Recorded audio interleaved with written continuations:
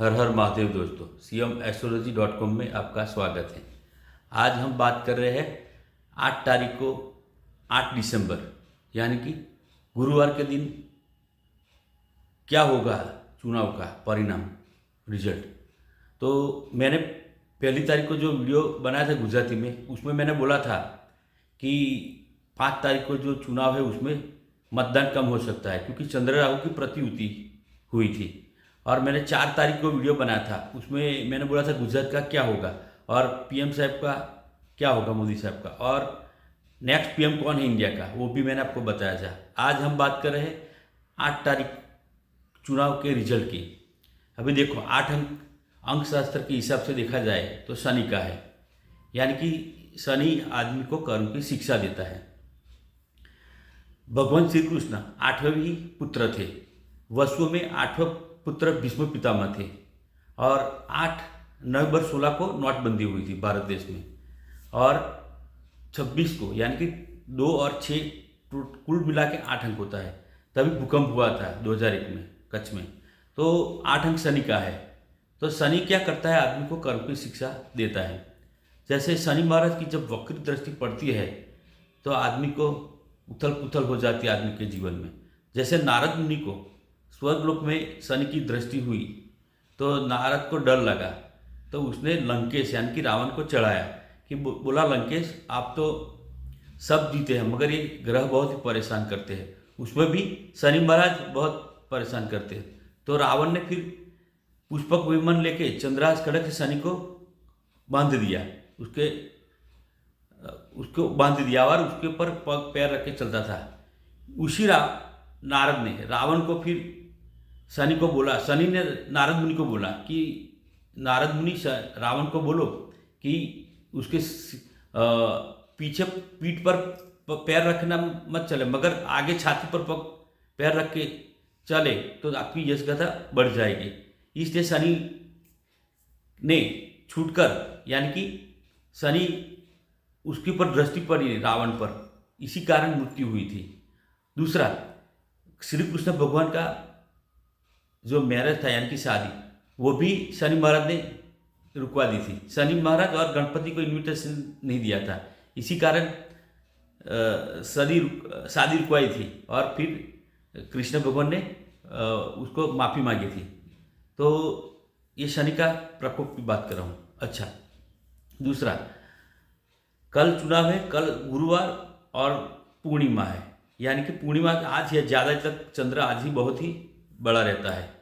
कल तो थोड़ा छोटा कम। एक पिक्चर में गीत है, उसमें बोलता है 14वीं का चांद हो या आफ्ताब, यानी कि जो पूनम के अगले दिन होता है वो चंद्र बहुत ही बड़ा होता है, यानी कि चंद्र मन का कारक है। और चंद्र जब मन पर असर करता है तो आदमी को उथल पुथल हो जाती है। यानी कि आज की रात जो है वो सभी उम्मीदवार जितने भी चुनाव में कैंडिडेट थे उसका टेंशन बहुत ही बढ़ जाएगी, नींद भी कम आएगा, मेरा क्या होगा मेरा क्या होगा, ऐसा भी हो सकता है। और कल गुरुवार है यानी कि वो अच्छा दिन है। तो कल चुनाव का परिणाम है तो क्या होगा कि 8 अंक शनि का है। शनि क्या करता है, आदमी को कर्म की शिक्षा देता है। यानी कि कल ऐसा हो सकता है कि शनि महाराज किसी को हरा भी दे, किसी को जीता भी दे, क्योंकि जो आप पार्टी और अपक्ष पार्टी है वो बीजेपी और कांग्रेस दोनों को लॉस करेगी, यानी कि कौन किसको रहेगा वो पता नहीं चलेगा। मगर जो आप एक बार घुस गई गुजरात में तो दूसरी बार आने की संभावना है। मैंने शायद जो म्यूनसिपैलिटी का इलेक्शन था सूरत का, मैंने उसमें बोला था कि सूरत में 27 सीट आई थी सूरत में म्यूनसिपैलिटी में। तो मैंने उसके बारे में बहुत ही, क्योंकि 9 अंक है जो पूर्णांक है, तो 9 के हिसाब से अगर देखा जाए 1600 में ईस्ट इंडिया कंपनी का पाया इंडिया में डाला था अंग्रेजों ने। तो सूरत में वो कोठी जो ली थी वो 72 रुपीज़ में ली थी, उसका 9 अंक था। तो मैंने उस बार फेसबुक में लिखा था, आप देख लेना, फेसबुक पर लेना मेरा दीक्षित चौहान करके, कि ये आप पार्टी गुजरात में बहुत ही महंगी पड़ने वाली है, यानी कि एंट्री करने वाली है। तो ये आप पार्टी की बात है। आप पार्टी ऐसा नहीं कि बीजेपी का वोट नुकसान करेगा, कांग्रेस को भी नुकसान कर सकती है। जैसे उम्मीदवार, क्योंकि भारत में ज़्यादातर नातीवाद चलता है, तो अगर बीजेपी का कैंडिडेट पटेल है तो आप में अगर पटेल खड़ा तो बीजेपी को लॉस करेगा, इनकी नुकसान करेगा। अगर क्षत्रिय उम्मीदवार है बीजेपी में और क्षत्रिय उम्मीदवार आप में है तो वो क्षत्रिय को नुकसान करेगा। ऐसा यानी कि आप पार्टी, अपक्ष पार्टी, जितने भी है अन्य पार्टियां, वो कांग्रेस और बीजेपी को लॉस करेगी। मेरा एक एक्सपीरियंस है नुकसान एस्ट्रोलॉजिकल हिसाब से और पॉलिटिकल साइंस हिसाब से। बीजेपी ने इस बार बहुत ही गलतियां की है, इसी कारण चुनाव में मतदान कम हुआ। क्योंकि मतदान कम होना यानी कि पब्लिक जो जनता है उसका रोज रूलिंग पार्टी से हो सकता है, इसलिए वोटिंग कम किया। क्योंकि कांग्रेस को नुकसान नहीं होगा, मेरे को नहीं लगता कांग्रेस को कम वोटिंग होने से नुकसान हो सकता है, शायद ज़्यादा बीजेपी को होगा। क्योंकि अभी देखो इस बार क्या हुआ कि जो हिंदू विरोध जो है उसने सुबह में वोटिंग नहीं किया, 12 बजे के बाद ही किया, एकजुट में नहीं किया। अगर जो एकजुट में किया होता तो उसका कैमरा का पूरा टीवी में आता कि देखो देखो बहुत ही वोटिंग हो रहा है, तो क्या होगा कि हिंदू लोग जाते। मगर इस बार स्ट्रैटेजी बदल लिया, उसमें ऐसा किया कि 3 बजे के बाद छुटक छुटक करके जो बीजेपी के अगेंस्ट में है जो लोग हिंदू के विरोध में, उसने आहिस्ता आहिस्ता मतदान किया, एक जैसा नहीं। तो ये शायद मेरे को लगता है कि 20% तो वही वोट है पूरे गुजरात में पर विधानसभा में, तो एक जैसा ही मत हुआ। यानी कि 20% अगर कांग्रेस को दिया है तो पूरा कांग्रेस को ही दिया होगा, अगर आपको दिया है तो आपको ही दिया होगा, बीजेपी को तो नहीं दिया होगा, वो तो पक्की बात है उसमें। अच्छा, अभी ये जो आप अन्य पार्टी है, अपक्ष है और अन्य पार्टी है, वो शायद बीजेपी को नुकसान कर सकती है ज़्यादातर।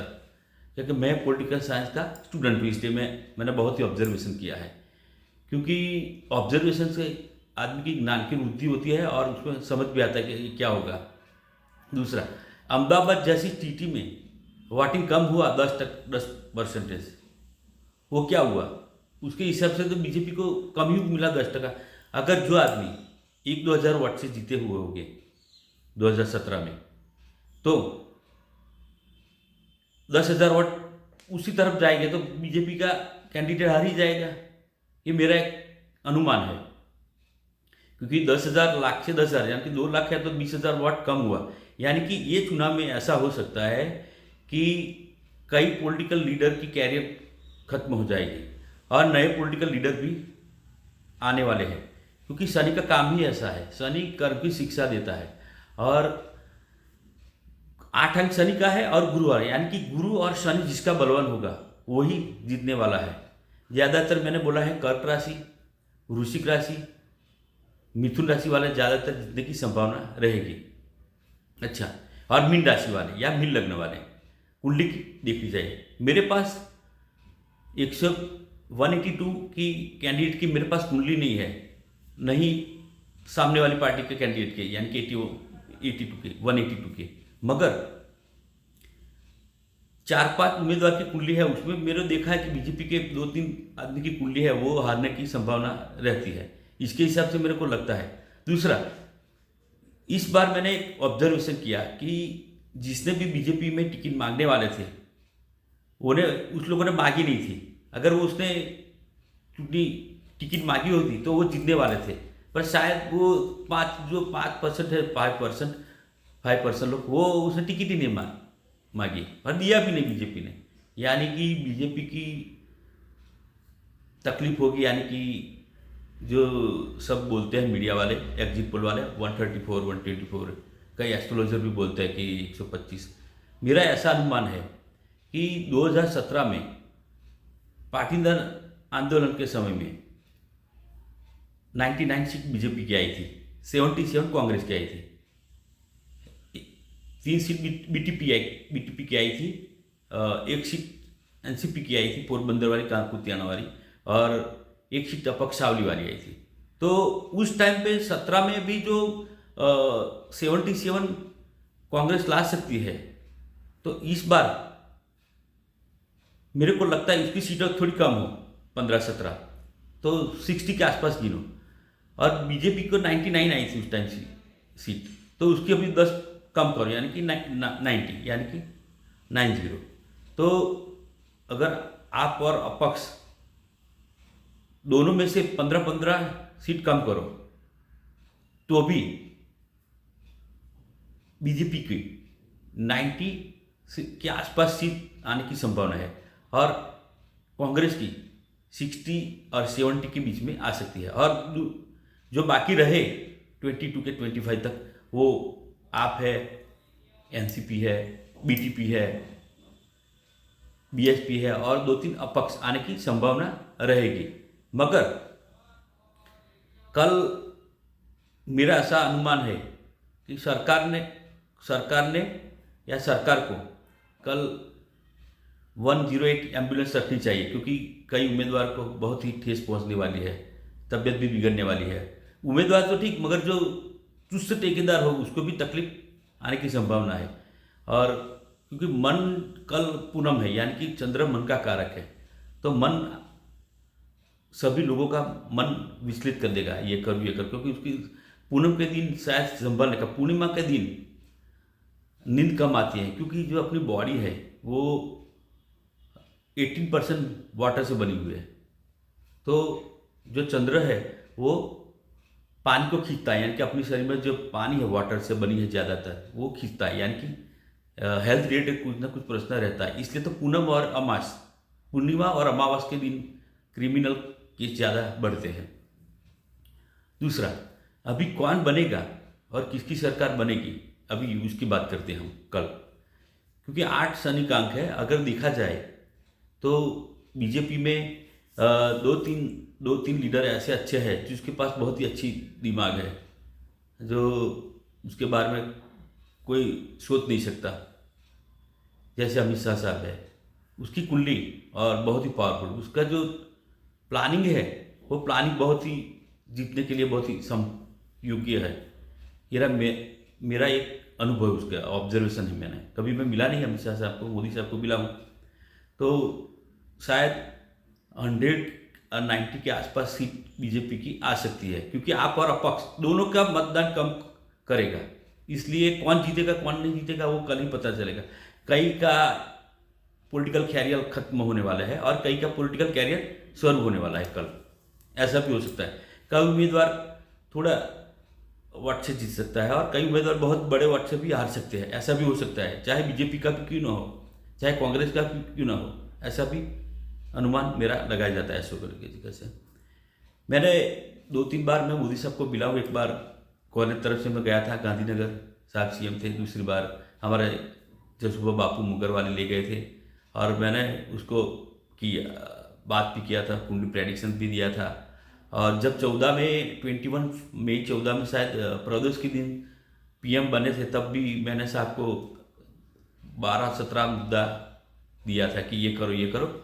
सब मुद्दे शायद मोदी साहब ने अमल किए, मगर इस बार चुनाव में मैंने बोला था कि आप ऐसा करें तो थोड़ा फायदा होगा, मगर पता नहीं क्यों अमल नहीं हुआ। कोई बात नहीं, जैसी महादेव की इच्छा है। मगर कल चुनाव में क्या होगा वो अभी अंदाजा नहीं लगाया जाता। कल 12 बजे के बाद ही पता चल गया ऐसा क्यों हुआ। अच्छा, दूसरी बात, कल जो दूसरा यानी कि 5 दिसंबर को चुनाव हुआ, उस दिन प्रदोष थी, यानी कि अगर महादेव जी की कृपा मोदी साहब पर लगी, यानी कि बीजेपी पार्टी को, तो शायद जीतने की संभावना है। क्योंकि सबसे बड़वान यानी कि सब करता हरता शिव भोलेनाथ ही है, क्योंकि भोलेनाथ के आगे किसी का चलता नहीं, वो कुछ भी कर सकते हैं भोलेनाथ। क्योंकि स्वयं वासुदेव कृष्ण भी माधव जी की तारीफ कर रहे थे। भगवान श्री कृष्ण को श्राप श्री गांधारी ने दिया था और बार बार कृष्ण भगवान गांधारी को ऐसा करते थे कि शिव भक्ति गांधारी, यानी कि शिव की ताकत है गांधारी में, कितनी होगी शिव भक्ति की। उसने श्राप दिया था श्री कृष्ण भगवान को, यानी कि यादव को, वो सत भी पड़ा था। इसलिए कृष्ण भगवान दो से ज़्यादा डरते थे।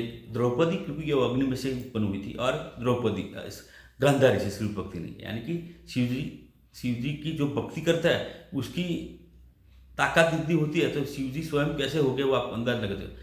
कई वीर पुरुष महाभारत और रामायण में बार बार एक ही शब्द बोलते हैं कि हर हर महादेव और महादेव जी की सौगंध। यानी कि क्यों बोलते हैं महादेव जी की सौगंध?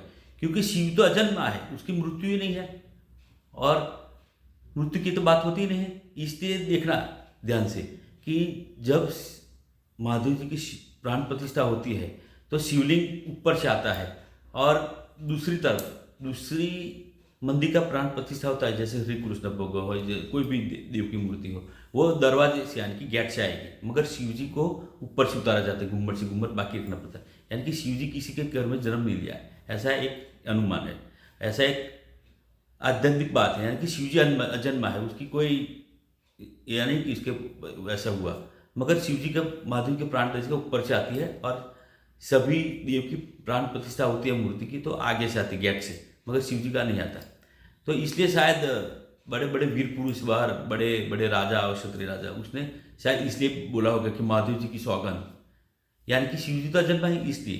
तो एक मेरा एक शिव जी का महत्व बता रहा हूँ। और दूसरी बात, प्रदोष के दिन दूसरा जो मतदान हुआ दूसरा तबक्का का, उसमें शिव जी की कृपा रहने वाली है मेरे को लगता है, यानी कि बीजेपी आने की संभावना है। वरना अगर थोड़ी भी सीटें इधर उधर करनी है तो तड़जोड़ करके भी बना देगा, ऐसा मेरा एक अनुभव है और ऐसा हो सकता है ज्योतिष के हिसाब से। मगर इस बार ये चुनाव यानी कि जिसने भी प्रेडिक्शन किए हैं ज्योतिष या एग्जिट पोल, उसमें कई लोग गलत पढ़ सकते हैं, ऐसा मेरा अनुमान है। ऐसा नहीं कि सब, मैं भी हो सकता हूँ, मगर कल जो रिजल्ट आएगा वो गुजरात का चुनाव बहुत ही इम्पोर्टेंस रहने वाला है। क्योंकि मैंने बोला है कि गुजरात में अभी जो पनौती चलती है कुंभ राशि को, तो ये 5 साल बहुत ही कठिन रहने वाले हैं। तो सभी गुजराती लोगों को कल देखते हैं क्या होता है आगे। मैं तो निमित्त हूँ, हम कोई जादूगर नहीं है मोहम्मद शैल की तरह, हम तो एक इंसान है, मगर एक हमारे जो दिल में रखता है, हमारा आत्मा बोलता है कि ये होगा, ऐसी मेरी संभावना है। कल देखते हैं। हर हर महादेव।